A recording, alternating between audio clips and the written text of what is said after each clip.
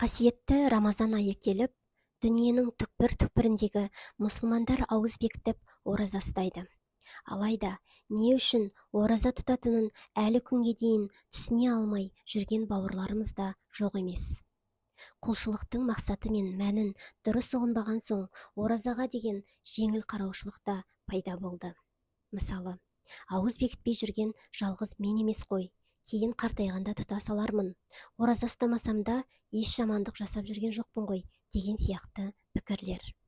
Екіншіден, мұсылмандар жаратушыны, Алланы таныған соң, оның әр бұйрығын бұлжытпай орындауға тырысады.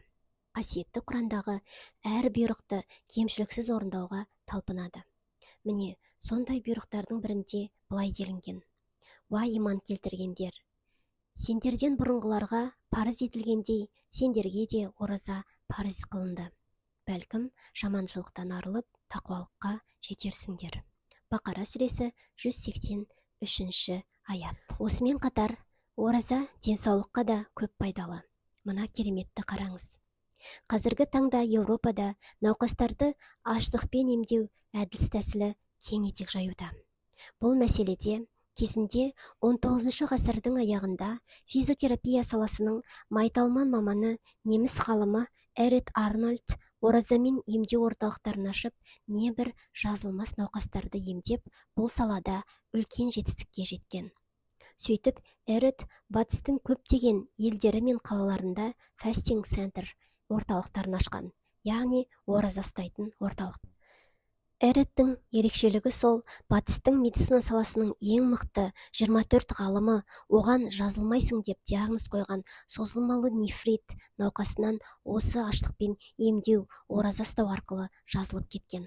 Ал мұсылман жұртшылығында Алла тағала ешқандай ғылыми зерттеулер мен тәжірибелер өткізбей-ақ жылына бір рет келетін қасиетті Рамазан айында ораза ұстау деген үлкен нығметін беріп қойған. Ораза ұстаудың денсаулыққа оразан пайдалы екендігі жоғарыда келтірдік. Әлде қашан дәлелденіп қойған. Біле білгенге ораза адамға тамақ жеу, тыныс алу, ұйқы, іс-қимыл сияқты адам ағзасына өмірлік маңызы бар құбылыстардың бірі болып табылады.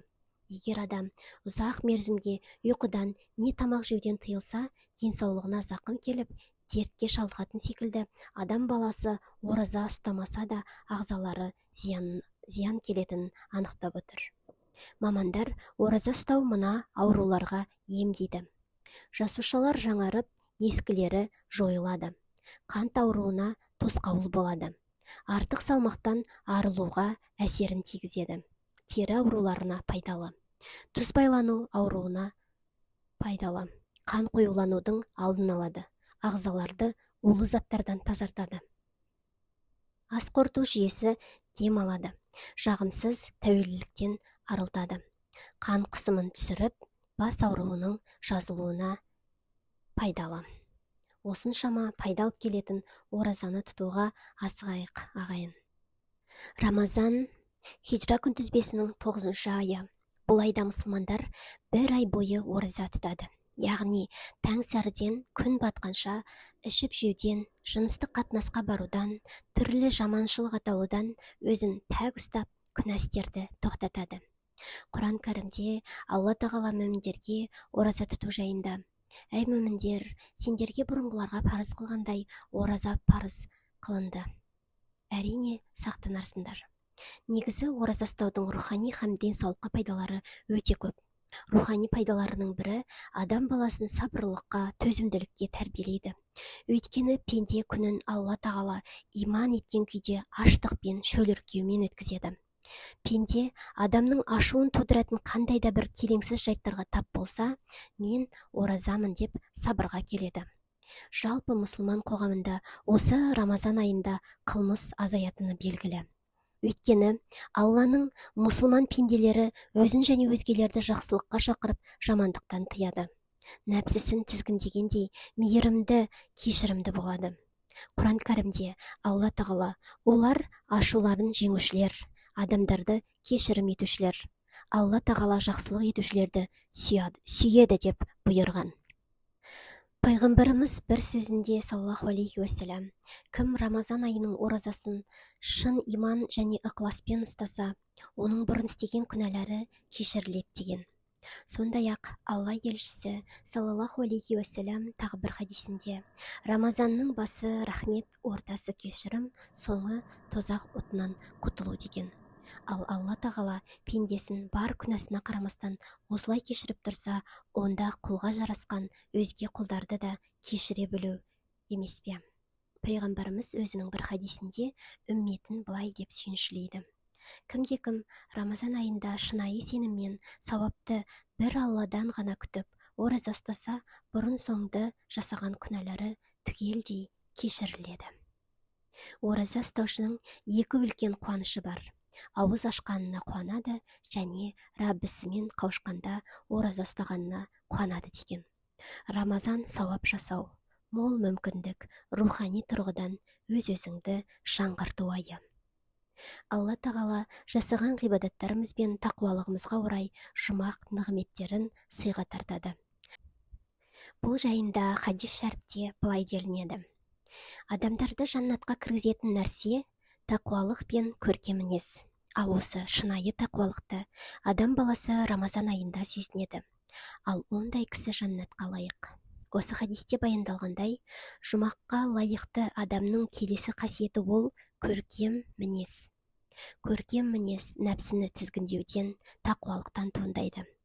Өзін өзі басқаруы күшті, нәпсісі тәрбиеленген адамның мінез құлқы да тамаша. Ондай адам сабырлы, мейірімді, жомарт келеді. Басқаға қызғаныш қылмайды, күндес болмайды, зұлымдық, жамандық жасамайды. Ораза ұстаған адам нәпсісін басқара білу, мінез құлқын көркемдеу және тілін жаман сөздерден тыю арқылы оның бойы күнә кемшіліктерден тазарап, Алланың рахметі мен мағфиратына бөленіп, жаннатқа лайықты ізгі жанға айналады. Алла тағала періштелерді жаратып, оларға тек ақыл, жануарлар әлемін жаратып, оларға тек нәпсі берген. Ал адамзатты жаратып, ақыл мен нәпсіні қоса берген. Періштелер де нәпсі болмағандықтан, Алланың әмірін бұлжытпай орындайды. Жануарларда тек нәпсі болғандықтан, олардың бар мақсаты қарынды тойдырып, жыныстық сезімін қандыру қамында ғана өмір сүреді. Ал адам баласында періштедегі ақыл да, жануардағы нәпсі де бар. Адамзаттың періште мен жануардан айырмашылығы мына дүниеге сынақ үшін келген. Сондықтан адам қаласа ақылы мен періштелер дәрежесін бағындырады, немесе нәпсі құмарлыққа салынып, жануарлар секілді қарын мен жыныстық сезімінің қамын ойлаумен күн кешеді. Демек, адам ақылға ерсе, дәрежесі артады, ал нәпсісіне ерік берген адамгершілігінен айырыла береді. Оразаға дайындық. Ниет. Оразаны Алла разылығы үшін ұстау.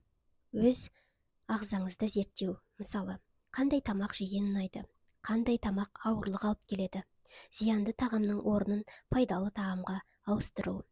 Су мөлшерін реттеу. Су ішуге арналған ыдыс сатып алу.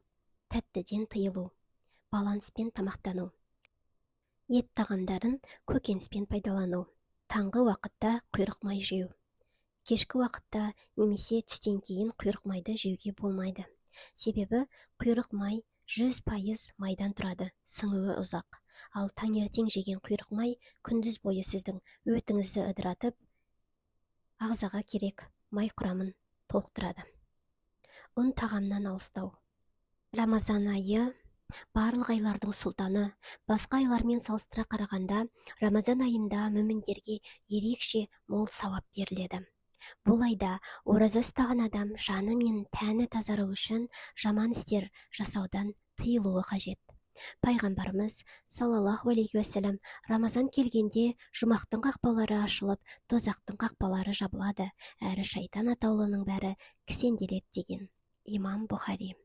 Ұлы ғұлама, ғалым Хафиз ибн Раджаб пайғамбарымыз саллаллаху алейхи уассалам өзінің сүйікті сахабаларын Рамазан айының келуімен құттықтайтын деген. Бұдан байқайтынымыз, адамдардың бір-бірін Рамазан айының келуімен құттықтау шариғатымызда құпталған амал екендігіне негіз болмақ. Салман Фарси атты сахаба радиаллаху анху былай дейді: Алла елшісі саллаллаху алейхи уассалам Шағбан айының соңғы күндерінде айтқан құтпасында бізге былай деді: Ей адамдар, ұлы және қасиетті ай жақындады. Төбелеріңе көлеңкесі түсті. Бұл айда 1000 айдан да хайырлы қадір түні бар. Алла сол қасиетті айдың күндізінде оразаны парыз қылды, түндерінде нәпіл намазын заңды қылды. Бұл айда үлкенді кішілі жақсылық жасаған адам басқа айларда бір парызды орындағандай сауап алады. Бұл айда бір парызды орындау басқа айлардағы 70 парыз болып есептеледі. Бұл ай Алла үшін аштық пен шөлдің, құлшылық пен тағаттың машақаттарына сабыр мен төзімділіктің айы. Сабырдың қайтарымы жұмақ. Бұл ай жәрдемдесу айы. Бұл ай мүміндердің ризығын арттыратын ай. Бұл айда кім де ораза тұтқан мүмінге аузын ашатын бір нәрсе беретін болса, жасаған бұл ісі күнәларының кешірілуіне және тозақтың отынан құтылуына себеп болады. Ораза тұтқан адамның сауабы азаймастан соның алатындай сауабына ие болады, деді. Осындай нығметтер жасырынған айдың қадірін біліп, әрбір сәтінен құр қалмау үшін мүмін бәрін салады. Сондықтан да пайғамбарымыз саллаллаху алейхи уассалам бір хадисінде: егер адам баласы Рамазан айының не екенін лайықты түрде түсінсе, бір жылдың бастан аяқ Рамазан болуын қалар еді деген. Бұл ай жылына бір рет келетін зор мүмкіндік. Сондықтан ғибадат айында ерекше рухани күйде іс-амалдарды електен өткізіп, иманды жаңартуға, ізгілік істер жүрек арқылы жүректі жұмсартуға тырысу қажет. Ал осы бір мүмкіндікті кәдеге жарата алмау нағыз немқұрайлылықты білдіреді. Исламның 5 парызының бірі Рамазан айында ораза ұстау. Сондықтан да дінімізде оған ерекше мән беріледі. Себебі ол сенімнің бір бөлігін құрайды. Пайғамбарымыз саллаллаху алейхи уассалам ораза шыдамның жартысы, ал шыдам сенімнің жартысы деген. Оразаны басқа ешқандай құлшылықтармен салыстыруға болмайды. Өйткені Алла тағала пайғамбарымыз Мұхаммед саллаллаху алейхи уассалам адамның барлық жақсы, хайырлы істерін Алла 10 есе, тіпті одан да жоғары бағалайды. Бірақ ораза не үшін тұтылған болса, сол үшін сауабын, сыйын молынан беремін деп айтқаны белгілі. Осы Рамазан айындағы қадір түні жайлы қысқаша мағлұмат. Қадір түні берекелі Рамазан айында келетін қасиетті түн. Рамазан айының соңғы 10 түні мұсылман үшін өте маңызды. Себебі қадір түнінде қасиетті Құран кәрім түсе бастады. Сондықтан ислам дінінде бұл түн ерекше бағаланады. Құран кәрімде Қадір сүресі бар. Осының өзі ақ бұл түннің аса ардақты екенінен хабар береді. Алла тағала Қадір сүресінде: біз оны Құранды Қадір түнінде түсірдік. Қадір түнінің не екенін қайдан білесің? Қадір түні 1000 айдан қайырлы. Ол түні әрбір іс үшін Раббыңның рұқсатымен періштелер және рух Жәбірейіл періште түседі. Таң атқанша тыныштық жалғасады деп бұрын соңды адам баласы білмеген хабарды жеткізген. Сол себепті пайғамбарымыз оған Алланың салауаты мен сәлемі болсын сүннеті арқылы мұсылмандарды Рамазан айының соңғы 10 түнінде Қадір түнін күтуге, оның сауабын іздеп, осы түні әсіресе тақ түндерде құлшылықпен айналысуға талпындырған. Қадір араб сөзі. Тілдік мағынасы қадірлі, қасиетті, өлшеммен бекітілген, артық кемі жоқ, дұрыс деген мағыналарға саяды. Ал шариғи терминдік мағынасы бір жылда болатын істерді белгілеп, соның жазылуына Алла тағаланың үкім беретін түні деп анықтама берілген. Алла тағала Рамазан айында ұстаған оразаларыңызды қабыл етсін.